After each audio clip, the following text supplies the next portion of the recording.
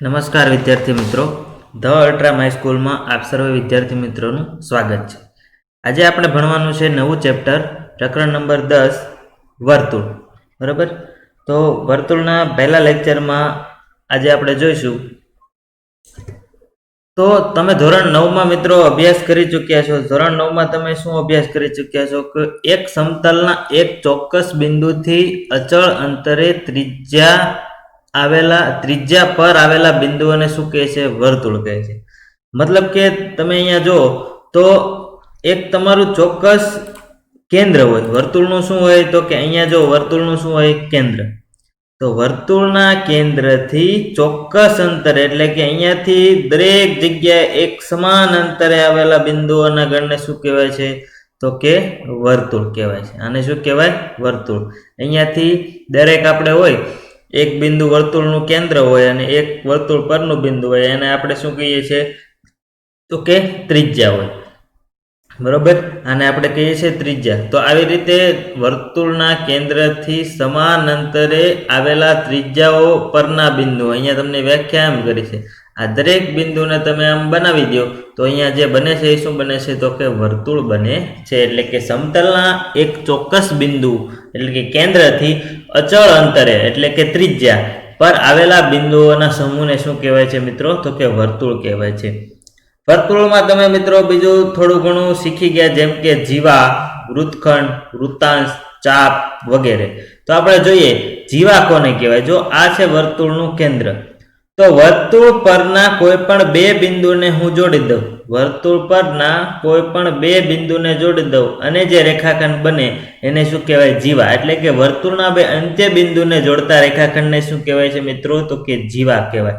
આ બધું તમે 9મા ધોરણમાં શીખી ગયા હશે, છતાં આપણે અહીંયા રિવિઝન કરવું જરૂરી છે.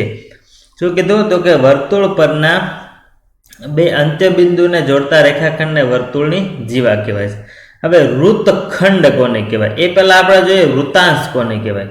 તો વૃત્તાંશ કોને કહેવાય? તો કે અહીંયા વર્તુળનું કેન્દ્ર છે, આ એક આપણી ત્રિજ્યા છે, એક આ બીજી ત્રિજ્યા છે. તો વર્તુળની બે ત્રિજ્યા વડે જે આ ઘેરાયેલો ભાગ છે એને શું કહેવાય છે? તો કે વૃત્તાંશ કહેવાય. શું કહેવાય મિત્રો? વૃત્તાંશ. વૃત્તાંશના બે પ્રકાર છે. આ નાનો છે એટલે આને આપણે કહીશું લઘુ વૃત્તાંશ, અને આ મોટો છે એટલે આને કહીશું આપણે તો કે ગુરુ વૃત્તાંશ. એક આવે લઘુ વૃત્તાંશ અને બીજો આવે તો કે ગુરુ વૃત્તાંશ. હવે જોઈએ વૃત્તખંડ. વૃત્તખંડ કોને કહેવાય? તો મિત્રો વર્તુળને અહીંયા હું એક જીવા દોરું છું. બરોબર, વર્તુળને જીવા દોરું અને જીવાથી આ નીચેનો ભાગ બને.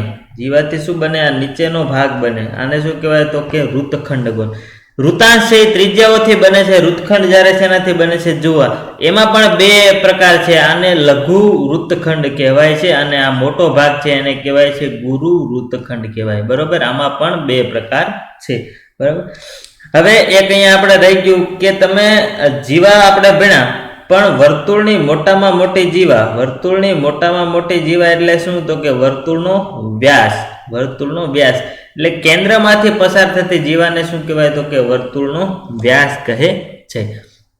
આપણે વર્તુળ જોયું, જીવા જોઈ, વ્યાસ જોયો, લઘુ વૃત્તાંશ, ગુરુ વૃત્તાંશ જોયું, લઘુ વૃત્તખંડ, ગુરુ વૃત્તખંડ જોયા. હવે જોઈએ ચાપ. તો ચાપ શું છે? તો કે અહીંયા મેં એક જીવા દોરી. બરોબર, તો ચાપ છે એ કોઈ ક્ષેત્રફળ નથી. જ્યારે વૃત્તાંશ અને વૃત્તખંડ છે એ બે ક્ષેત્રફળ છે. બરોબર, ચાપ શું છે? તો કે ચાપ છે એ અહીંયાથી લઈ અને આ જે કિનારી રહે એટલે ટૂંકમાં વર્તુળનો જે ભાગ રહ્યો, જે આટલી લંબાઈ હોય એને શું કહેવાય? તો કે ચાપ કહેવાય. વર્તુળની તમે આમ દોરો છો ને આમ ચાપ, તો આને શું કહેવાય? તો કે ચાપ કહેવાય. આ નાની છે એટલે એને કહેવાય લઘુ ચાપ. બાકી ઉપર મોટી જે આ ચાપ બને છે એને શું કહેવાય? તો કે ગુરુ ચાપ.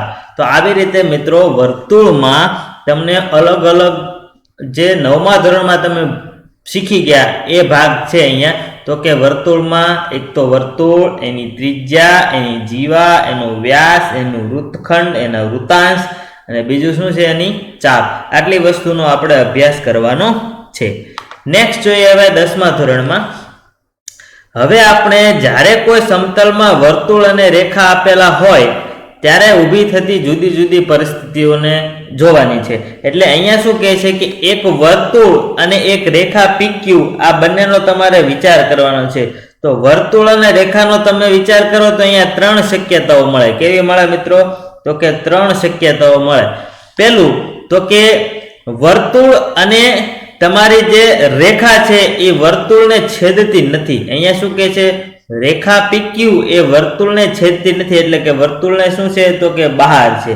બીજું કે રેખા PQ અને વર્તુળને બે સામાન્ય બિંદુ A અને B માં છેદે. એટલે જો આ છે એ વર્તુળની વચ્ચેથી પસાર થાય છે, આ A અને B બિંદુ. તો આ જે A અને B બિંદુમાંથી પસાર થાય તો રેખા PQ ને શું કહેવાય? તો કે વર્તુળની છેદિકા કહે છે. ખાસ યાદ રાખજો તમે કે વર્તુળમાંથી પસાર થતી અને વર્તુળના બે બિંદુને છેદતી રેખા હોય તો એને વર્તુળને શું કહેવાય? તો કે છેદિકા કહેવાય. એટલે આને શું કહેવાય? તો કે છેદિકા કહેવાય. અહીંયા આપણે કોઈ કોન્ટેક્ટ થતો નથી એટલે આને કાંઈ કહેવાય નહીં. આને શું કહેવાય? તો કે વર્તુળની છેદિકા કહેવાય. હવે ત્રીજો અને મોસ્ટ IMP તમારે જો આપણે પરીક્ષાની દ્રષ્ટિએ અને ચેપ્ટરની દ્રષ્ટિએ જોઈએ તો રેખા અને વર્તુળમાં ફક્ત એક જ સામાન્ય બિંદુ હોય. એટલે કે કોઈ રેખા છે એ વર્તુળને માત્ર એક બિંદુમાં છેદે, આ એક જ બિંદુમાં છેદે તો આ રેખાને શું કહેવાય? તો કે વર્તુળનો સ્પર્શક કહેવાય. શું કહેવાય મિત્રો? તો કે વર્તુળનો સ્પર્શક કહેવાય. એટલે અહીંયા જોવા જઈએ તો કે વર્તુળનો સ્પર્શક હોય એ વર્તુળ પરના કોઈ પણ કેટલા બિંદુ? તો કે માત્ર એક અને માત્ર એક બિંદુમાં છેદે તો આને વર્તુળનો શું કહેવાય મિત્રો? તો કે સ્પર્શક કહેવાય. અહીંયા આપણે જે 3 ઓપ્શન જોયા એમાં પહેલામાં તો છેદતી જ નથી, બીજામાં તો કે વર્તુળને બે બિંદુમાં છેદે તો એની છેદિકા, અને વર્તુળને માત્ર એક અને માત્ર એક જ બિંદુમાં છેદે તો એને શું કહેવાય? તો કે વર્તુળનો સ્પર્શક કહેવાય. શું કહેવાય મિત્રો? તો કે વર્તુળનો સ્પર્શક. નેક્સ્ટ જોઈએ તો કે વર્તુળના સ્પર્શક વિશે આપણે અભ્યાસ કરીએ. વર્તુળનો સ્પર્શક શું કહેવા માંગે છે? તો કે વર્તુળનો સ્પર્શક એ વર્તુળને મેં કહ્યા પ્રમાણે ફક્ત કેટલું? તો કે એક બિંદુમાં છેદતી એક રેખા છે. આ માત્ર જો આટલી બધી રેખા છે પણ અહીંયા શું છે? તો કે માત્ર એક જ બિંદુને છેદે. એટલે અલગ અલગ તમને નામ આપ્યા છે પણ અહીંયા બિંદુ તો કયું છે? તો કે બિંદુ માત્ર એક અને એક જ બિંદુ છે. એટલે અહીંયા આપણે એવું કહી શકીએ કે વર્તુળને ફક્ત એક જ બિંદુમાં આમાંથી પસાર ઘણી રેખાઓ થાય પણ આ બિંદુ કયું છે? તો કે એક જ બિંદુ છે. કોઈ વર્તુળના કોઈ એક બિંદુને એક અને ફક્ત એક જ સ્પર્શક બને. એટલે વર્તુળના દરેક બિંદુએ સ્પર્શક હોય. જો મેં શું કીધું? તો કે વર્તુળના દરેક બિંદુએ સ્પર્શક હોય. અહીંયા હોય, અહીંયા હોય, અહીંયા હોય, એમ વર્તુળના દરેક બિંદુએ સ્પર્શક તો હોય પણ જોવા જઈએ તો આ સ્પર્શકમાંથી પસાર થતી રેખા કેટલી હોય? તો કે એક અને માત્ર એક જ હોય. વર્તુળ અને સ્પર્શકના સામાન્ય બિંદુને સ્પર્શ બિંદુ કહે છે. જો અહીંયા વર્તુળ અને સ્પર્શક બે છેદે એવું સામાન્ય બિંદુ કયું છે? તો કે P. તો આ P ને શું કહેવાય? વર્તુળનું સ્પર્શ બિંદુ કહેવાય છે. જો આવું મિત્રો પૂછે છે કે સ્પર્શ બિંદુ કોને કહેવાય? તો વર્તુળ અને સ્પર્શકના સામાન્ય બિંદુને વર્તુળનું શું કહેવાય? તો કે સ્પર્શ બિંદુ કહેવાય છે. નેક્સ્ટ જોઈએ તો કે સમતલના કોઈ બિંદુમાંથી વર્તુળના સ્પર્શકની સંખ્યા, એટલે કે વર્તુળના કેટલા સ્પર્શક મળે એ આપણે અહીંયા જોવાનું છે. તો પહેલો વિકલ્પ, વર્તુળની અંદર આવેલા બિંદુમાંથી વર્તુળને કોઈ સ્પર્શક ન મળે. શું કીધું? કે જો વર્તુળનું અંદરનું બિંદુ P હોય તો વર્તુળને એક પણ સ્પર્શક બનતો નથી. એટલે કે અહીંયા શું કહે છે કે સમતલમાં કોઈ બિંદુમાંથી પસાર થતા હોય તો, એટલે કે બિંદુ ક્યાં હોવું જોઈએ તો કેટલા સ્પર્શક મળે એના વિશેની માહિતી છે. તો પહેલો વિકલ્પ કયો છે? તો કે વિકલ્પ નંબર 1 છે કે વર્તુળની અંદર P બિંદુ હોય. P બિંદુ ક્યાં હોય? તો કે વર્તુળની અંદર. તો કેટલા સ્પર્શક બને? તો કે કોઈ સ્પર્શક બનતો નથી. વર્તુળની અંદર જો હોય તો કોઈ સ્પર્શક ન બને. વિકલ્પ નંબર 2, જો વર્તુળ ઉપર હોય, જો બિંદુ ક્યાં હોય તો કે વર્તુળ ઉપર હોય તો કેટલો? ખાસ યાદ રાખજો મિત્રો, એક અને માત્ર એક જ સ્પર્શક બને. જો વર્તુળ ઉપર બિંદુ હોય એટલે કે બિંદુ અહીંયા છે તો કેટલા બને? તો કે એક અને માત્ર એક જ સ્પર્શક બને. અને બીજો આ પણ IMP કે વર્તુળની બહારના બિંદુમાંથી વર્તુળને કેટલા સ્પર્શક દોરી શકાય? તો કે 2 સ્પર્શક દોરી શકાય. આના વિશે આપણે ચર્ચા કરવાની છે. અહીંયા PT1 અને PT2 એમ જો વર્તુળના બહાર બિંદુ આપેલું હોય તો કેટલા સ્પર્શક દોરી શકાય? તો કે 2 સ્પર્શક દોરી શકાય. ફરીવાર એકવાર રિવિઝન કરીએ તો જો વર્તુળની અંદર બિંદુ આવેલું હોય તો એક પણ સ્પર્શક ન બને, વર્તુળ ઉપર બિંદુ આવેલું હોય તો એક સ્પર્શક બને, અને વર્તુળના બહારના ભાગમાં બિંદુ આવેલું હોય તો મિત્રો કેટલા સ્પર્શક બને? તો 2 સ્પર્શક બને, જે આપણે યાદ રાખવાનું છે. નેક્સ્ટ જોઈએ. હવે અહીંયા તમારે સિલેબસ પ્રમાણે આ વર્ષ માટે આને બાદ રાખ્યો છે, પણ તમારે અમુક દાખલા છે આના ઉપરથી ગણવા જ પડશે. એટલે કે અહીંયા તમે જોવા જઈએ તો આ આપણું મોસ્ટ એમપી હતું, પણ અત્યારે અહીંયા છે નહીં. શું કામ એ છે નહીં? કારણ કે અત્યારે એને સિલેબસમાંથી બાકાત કરી નાખ્યું. નહીતર આ પ્રશ્ન છે એ આવે ને આવે જ. બરોબર. તો અહીંયા શું છે? તો કે વર્તુળના કોઈ બિંદુએ દોરેલો સ્પર્શક, વર્તુળના કોઈ બિંદુએ દોરેલો સ્પર્શક સ્પર્શ બિંદુમાંથી પસાર થતી ત્રિજ્યાને કેવું હોય? તો કે લંબ હોય છે. સ્પર્શ બિંદુમાંથી પસાર થતી ત્રિજ્યાને લંબ હોય છે. જોવા જઈએ તો અહીંયા y અને x એ એક રેખા છે. બરોબર. અહીંયા શું કીધું છે? તો કે આ એની ત્રિજ્યા છે. તો વર્તુળની ત્રિજ્યા શું આપણે યાદ રાખવાનું છે? તો કે વર્તુળની ત્રિજ્યા અને સ્પર્શ એકબીજાને કાટખૂણે હોય, એટલે કે એકબીજાને લંબ હોય છે. આ ફરજિયાત યાદ રાખવાનું છે. વર્તુળની જે આ તમારી રેખા એટલે કે સ્પર્શક અને ત્રિજ્યા એ એકબીજાને શું હોય? તો કે લંબ, એટલે કે 90 ના ખૂણે હોય. કેટલાના ખૂણે હોય? 90 ના ખૂણે. જોવા જઈએ તો કાટખૂણે હોય. તો આપણને ખબર છે કે જ્યાં કાટખૂણો બને ત્યાં શું આવે? તો કે પાયથાગોરસ આવે. તો પાયથાગોરસ આવે એટલે આ શું કરવાનું છે? તો કે આના ઉપરથી આપણે દાખલા આવવા જોઈએ.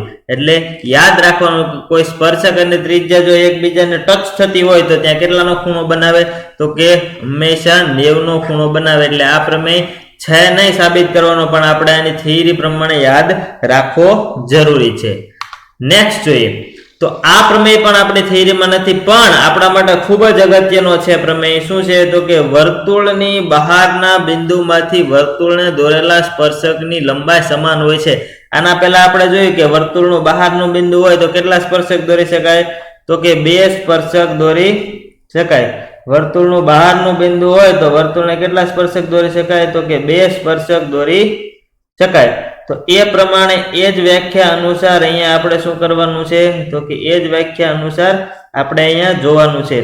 2 સ્પર્શકો દોરી શકાય એટલે વર્તુળનું બહારનું બિંદુ કયું છે? P. P માંથી એક બિંદુ થાય, આ એક સ્પર્શક તમારો થાય PQ, અને બીજો સ્પર્શક થાય તો કે આ P અને R. એક સ્પર્શક થાય તો કે PQ અને બીજો થાય PR ને R. તો અહીંયા શું કહે છે કે PQ = PR થાય. આ બંનેની લંબાઈ શું થાય? તો કે એક સમાન થાય.